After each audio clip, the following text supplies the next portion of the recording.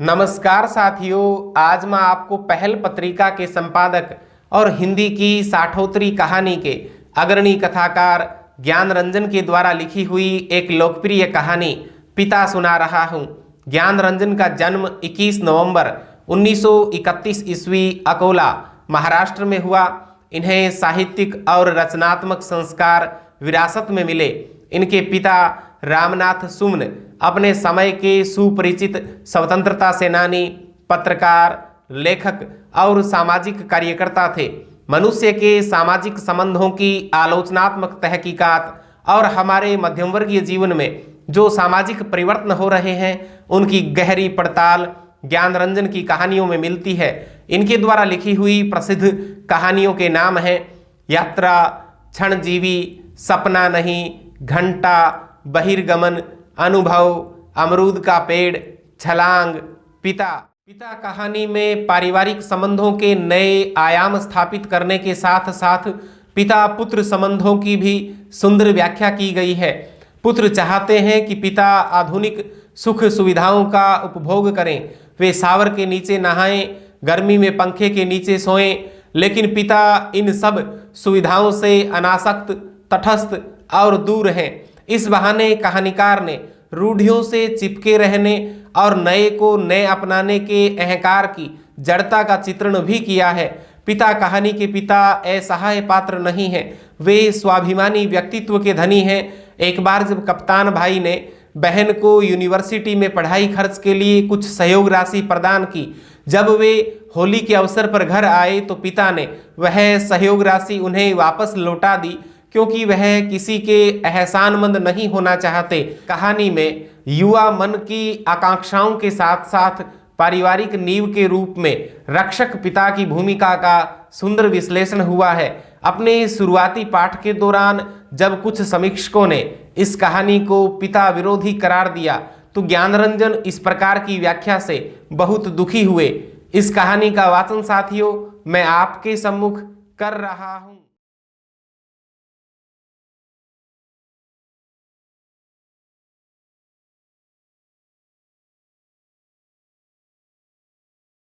उसने अपने बिस्तरे का अंदाज लेने के लिए मात्र आध पल को बिजली जलाई। बिस्तरे फर्श पर बिछे हुए थे। उसकी स्त्री ने सोते सोते ही बड़बड़ाया, आ गए, और बच्चे की तरफ करवट लेकर चुप हो गई।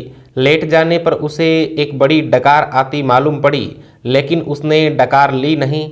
उसे लगा कि ऐसा करने से उस चुप्पी में खलल पड़ जाएगा जो चारों तरफ भरी है, और काफ़ी रात गए, ऐसा होना उचित नहीं है। अभी घनश्याम नगर के मकानों के लंबे सिलसिलों के किनारे किनारे सवारी गाड़ी धड़धड़ाती हुई गुजरी। थोड़ी देर तक एक बहुत साफ भागता हुआ शोर होता रहा। सर्दियों में जब यह गाड़ी गुजरती है तब लोग एक प्रहर की खासी नींद ले चुके होते हैं। गर्मियों में 11:30 का कोई विशेष मतलब नहीं होता। यूँ उसके घर में सभी जल्दी सोया करते, जल्दी खाया और जल्दी उठा करते हैं। आज बेहद गर्मी है। रास्ते भर उसे जितने लोग मिले उन सब ने उससे गर्म और बेचैन कर देने वाले मौसम की ही बात की। कपड़ों की फजीहत हो गई, बदहवासी, चिपचिपाहट और थकान है। अभी जब सवारी गाड़ी शोर करती हुई गुजरी तो उसे ऐसा नहीं लगा कि नींद लगते लगते टूट गई हो, जैसा जाड़ों में प्रायः लगता है, बल्कि यूँ लगा कि अगर सोने की चेष्टा शुरू नहीं की गई तो सचमुच देर हो जाएगी। उसने जम्हाई ली। पंखे की हवा बहुत गर्म थी और वह पुराना होने की वजह से चिढ़ाती सी आवाज़ भी कर रहा है। उसको लगा दूसरे कमरों में भी लोग शायद उसी ही की तरह जम्हाइयाँ ले रहे होंगे, लेकिन दूसरे कमरों के पंखे पुराने नहीं हैं। उसने सोचना बंद करके अन्य कमरों की आहट लेनी चाहिए। उसे कोई बहुत मासूम सी ध्वनि भी 1-1.5 मिनट तक नहीं सुनाई दी, जो सन्नाटे में काफ़ी तेज होकर आ सकती हो। तभी पिता की चारपाई बाहर चरमराई। वह किसी आहट से उठे होंगे। उन्होंने डांटकर उस बिल्ली का रोना चुप कराया जो अभी शुरू हो गई थी। बिल्ली थोड़ी देर चुप रहकर फिर रोने लगी। अब पिता ने डंडे को गज पर कई बार पटका और उस दिशा की तरफ खदेड़ने वाले ढंग से दौड़े जिधर से रोना आ रहा था, और हट हट चिल्लाए। जब वह घूम फिरकर लौट रहा था तो पिता अपना बिस्तर बाहर लगाकर बैठे थे। कनखी से उसने उन्हें अपनी गंजी से पीठ का पसीना रगड़ते हुए देखा और बचता हुआ वह घर के अंदर दाखिल हो गया। उसे लगा कि पिता को गर्मी की वजह से नींद नहीं आ रही है, लेकिन उसे इस स्थिति से रोष हुआ। सब लोग पिता से अंदर पंखे के नीचे सोने के लिए कहा करते हैं, पर वह जरा भी नहीं सुनते। हमें क्या, भोगें कष्ट। कुछ देर पड़े रहने के बाद वह उठा और उसने उत्सुकतावश खिड़की से झांका। सड़क की बत्ती छाती पर है। गर्मियों में यह बेहद अखर जाता है। पिता ने कई बार करवटें बदलीं, फिर शायद चैन की उम्मीद में पाटी पर बैठ पंखा झलने लगे। पंखे की डंडी से पीठ का वह हिस्सा खुजाते हैं जहां हाथ की उंगलियां दिक्कत से पहुंचती हैं। आकाश और दरख्तों की तरफ देखते हैं। रिलीफ पाने की किसी बहुत हल्की उम्मीद में शिकायत उगलते हैं। बड़ी भयंकर गर्मी है, एक पत्ता भी नहीं डोलता। उनका यह वाक्य जो नितांत व्यर्थ है, अभी अभी बीते क्षण में डूब गया। गर्मी बरकरार है और रहेगी, क्योंकि यह जाड़े बरसात का मौसम नहीं है। पिता उठकर घूमने लगते हैं। एक या दो बार घर का चक्कर चौकीदारों की तरह हो ओ करते हुए लगाते हैं, ताकि कोई सेंध वेंध न लग सके। लौटकर थके स्वर में हे ईश्वर कहते हुए उंगली से माथे का पसीना काट कर जमीन पर चुआने लगते हैं। बड़ा गजब है। कमरे की एक दीवार से टिक कर बैठ जाने पर वह काफ़ी तनाव में सोचने लगा। अंदर कमरों में पंखों के नीचे घर के सभी दूसरे लोग आराम से पसरे हैं। इस साल जो नया पेडेस्टल खरीदा गया है वह आंगन में दादी अम्मा के लिए लगता है। बिजली का मीटर तेज चल रहा होगा, पैसे खर्च हो रहे हैं, लेकिन पिता की रात कष्ट में ही है। लेकिन गजब यह नहीं है, गजब तो पिता की जिद है। वह दूसरे का आग्रह अनुरोध माने तब न। पता नहीं क्यों पिता जीवन की अनिवार्य सुविधाओं से भी चिढ़ते हैं। वह झल्लाने लगा। चौक से आते वक्त 4 आने की जगह 3 आने, और 3 आने में तैयार होने पर 2 आने में चलने वाले रिक्शे के लिए पिता घंटे घंटे खड़े रहेंगे। धीरे धीरे सबके लिए सुविधाएं जुटाते रहेंगे, लेकिन खुद उसमें नहीं या कम से कम शामिल होंगे। पहले लोग उनकी काफ़ी चिरोरी किया करते थे, अब लोग हार गए हैं। जानने लगे हैं कि पिता के आगे किसी की चलेगी नहीं। आज तक किसी ने पिता को वाश बेसिन में मुंह हाथ धोते नहीं देखा। बाहर जाकर बगिया वाले नल पर ही कुल्ला दातुन करते हैं। दादा भाई ने अपनी पहली तनख्वाह में गुसलखाने में उत्साह के साथ एक खूबसूरत शावर लगवाया, लेकिन पिता को अरसे से हम सब आंगन में धोती को लंगोटे की तरह बांधकर तेल चुपड़े बदन पर बाल्टी बाल्टी पानी डालते देखते आ रहे हैं। खुले में स्नान करेंगे, जनेऊ से छाती और पीठ का मैल काटेंगे। शुरू में दादा भाई ने सोचा पिता उसके द्वारा शावर लगवाने से बहुत खुश होंगे और उन्हें नई चीज़ का उत्साह होगा। पिता ने जब कोई उत्साह प्रकट नहीं किया तो दादा भाई मन ही मन काफ़ी निराश हो गए। एक दो बार उन्होंने हिम्मत करके कहा भी, आप अंदर आराम से क्यों नहीं नहाते?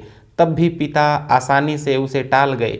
लड़कों द्वारा बाजार से लाई बिस्किटें, महंगे फल पिता कुछ भी नहीं लेते।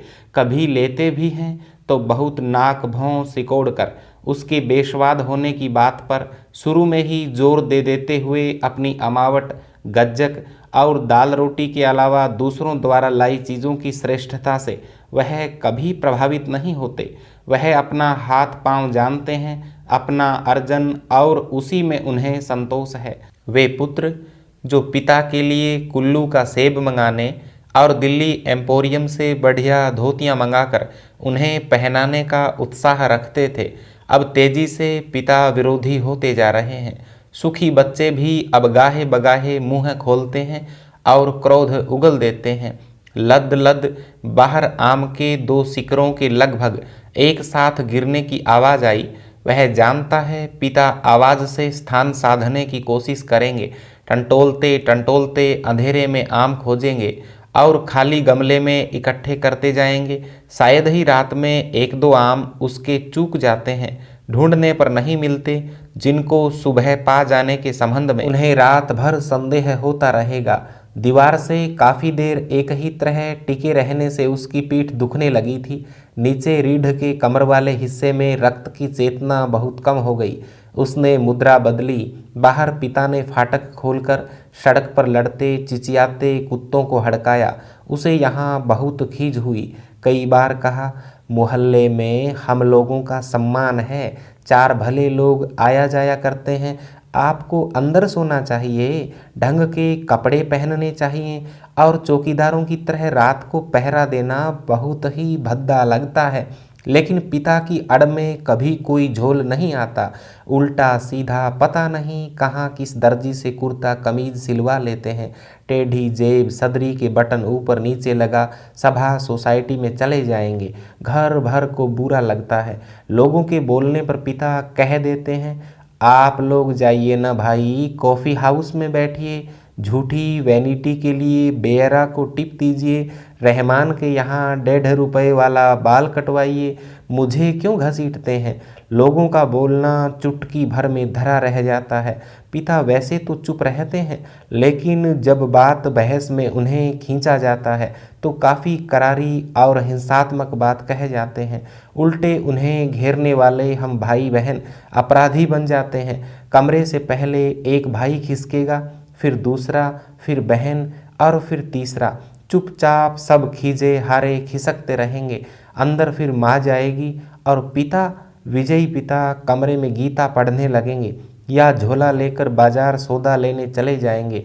होता हमेशा यही है। सब मन में तय करते हैं आगे से पिता को नहीं घेरेंगे, लेकिन थोड़ा समय गुजरने के बाद फिर लोगों का मन पिता के लिए उमड़ने लगता है। लोग मौका ढूंढने लगते हैं पिता को किसी प्रकार अपने साथ सुविधाओं में थोड़ा बहुत शामिल कर सकें, पर ऐसा नहीं हो पाता। वह सोचने लगा, भूखे के सामने खाते समय होने वाली व्यथा सरीखी किसी स्थिति में हम रहा करते हैं। यद्यपि अपना खाना हम कभी स्थगित नहीं करते, फिर भी पिता की असंप्रकृति के कारण व्याकुल और अधीर तो हैं ही। पिता अद्भुत और विचित्र हैं। वह सोचते हुए उठा। कमरे में घूमने या सिगरेट पी सकने की सुविधा नहीं थी, अन्यथा वह वैसा ही करता। उसने सो जाने की इच्छा की और अपने को असहाय पाया। शायद नींद नहीं आ सकेगी, यह ख्याल उसे घबराने वाला लगा। पिता अद्भुत और विचित्र हैं, यह बात वह भूल नहीं रहा था। पिछले जाड़ों में वह अपने लोभ को कुचलकर बेमुश्किल एक कोट का बेहतरीन कपड़ा पिता के लिए लाया। पहले तो वह उसे लेने को तैयार नहीं हुए, लेकिन माँ के काफ़ी घुड़कने फुड़कने से राजी हो गए और उसे खुलदाबाद के किसी लपंटू दर्जी के यहाँ सिलाने चल दिए। सुधीर ने कहा, कपड़ा कीमती है, चलिए एक अच्छी जगह है, मैं आपका नाप दिलवा दूँ, वह ठीक सिएगा, मेरा परिचित भी है। इस बात पर पिता ने काफ़ी हिकारत उगली। वह चिढ़ उठे, मैं सबको जानता हूँ, वही म्यूनिसिपल मार्केट के छोटे मोटे दर्जियों से काम कराते हैं और अपना लेबल लगा देते हैं। साहब लोग, मैंने कलकत्ते के हाल एंडरसन के सिले कोट पहने हैं अपने ज़माने में, जिनके यहाँ अच्छे खासे यूरोपियन लोग कपड़े सिलवाते थे। ये फैशन वैसन जिसके आगे आप लोग चक्कर लगाया करते हैं, उसके आगे पाँव की धूल हैं। मुझे व्यर्थ पैसा नहीं खर्च करना है। कितना परस्पर विरोधी तर्क किया पिता ने। ऐसा वह अपनी जिद को सर्वोपरि रखने के लिए किया करते हैं। फिर सुधीर ने भी कपड़ा छोड़ दिया। जहाँ चाहिए सिलवाइए या भाड़ में झोंक आइए, हमें क्या, वह धीमे धीमे बुदबुदाया। पिता बाहर अकबकाकर उठ पड़े। शायद थोड़ी देर पहले जो आम बगीचे में गिरा था उसकी आवाज़ जैसे अब सुनाई पड़ी हो। वह खिड़की के बाहर देखने लगा, किंचित टिका टिका सा। पीठ के पसीने से बनियान चिपक गई थी। बेहद घुटती हुई गर्मी, मन उसका मथा जाता था। बीवी पड़ी आराम से सो रही है, इसे कुछ पता नहीं। शायद पिता की खाट खाली थी, वह गिरा आम टंटोलने के लिए बगिया में घुसे होंगे। पिता कितने विचित्र हैं। लंबे समय से वह केवल 2 ही ग्रंथ पढ़ते आ रहे हैं, यंत्रवत नियमवत रामायण और गीता। लंबे 35 वर्षों तक अखंड केवल रामायण और गीता। उसके पहले युवा काल में जो कुछ जितना कुछ पढ़ा हो उन्होंने, उसे कभी भयावह, कभी सम्मानजनक और कभी झूठ लगता। यह देख सोचकर कि कोई व्यक्ति केवल 2 पुस्तकों में जिंदगी के 35 वर्ष काट सकता है और कैसे काट लेता है, तभी उसका बच्चा कुनमुना कर रोने लगा। उसने तपाक से खिड़की छोड़ी और अपने बिस्तर पर झूठ मूठ सो गया। ऐसा न हो कि देवा बच्चे के रोने से उठ पड़े और उसे संदिग्धा अवस्था में देख बहुत से बेकार प्रश्नों द्वारा हलकान करना शुरू कर दे। देवा बच्चे के मुंह में सतन दे पहले ही सी बेखबर हो गई। वह खुद बिस्तरे पर सोता मालूम पड़कर भी जागता रहा। सतन चूसने की चप चप आवाज आती रही और थोड़ी देर बाद बंद हो गई। उसने तय किया कि वह देवा के बारे में ही कुछ सोचे अथवा उसके शरीर को छूता रहे। उसने देवा के कुल्हे पर हाथ रख दिया, लेकिन उसे तनिक भी उत्तेजना अपने अंदर महसूस नहीं हुई। उसने थोड़ी देर उत्तेजना की प्रतीक्षा की।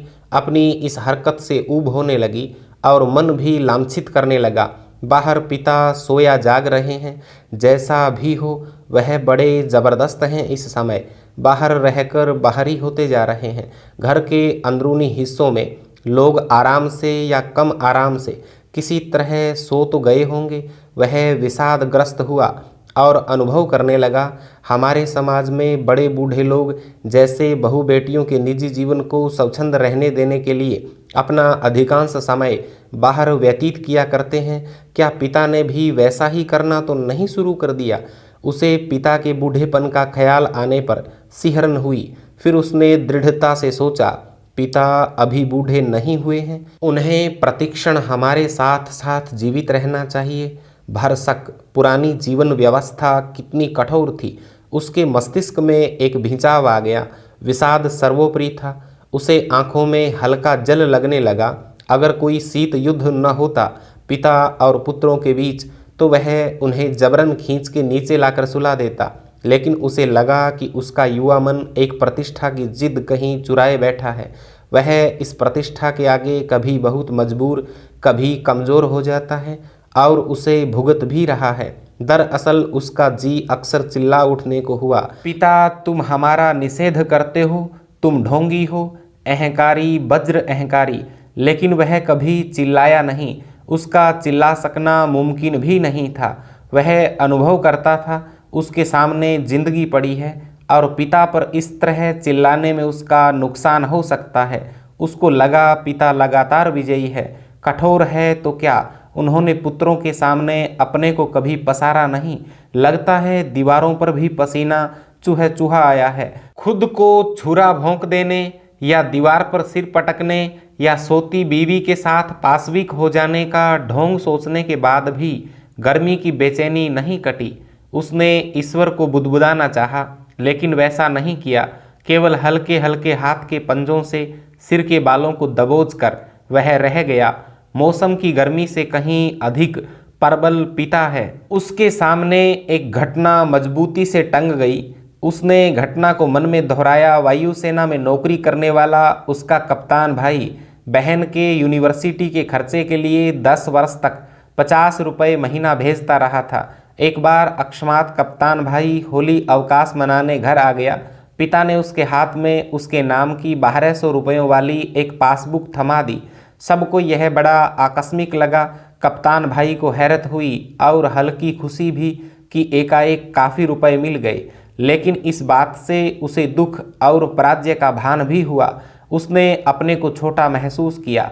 2 वर्ष तक बहन के लिए उसने जो थोड़ा बहुत किया वह सब एक पल में घटकर नगण्य हो गया। फिर भी वह अनुभव कर रहा था, कप्तान भाई ज़्यादा सोचते नहीं, खिलाड़ी तबीयत के हैं, यान की तरह चुटकी में धरती छोड़ देते हैं। कितने मस्त हैं कप्तान भाई।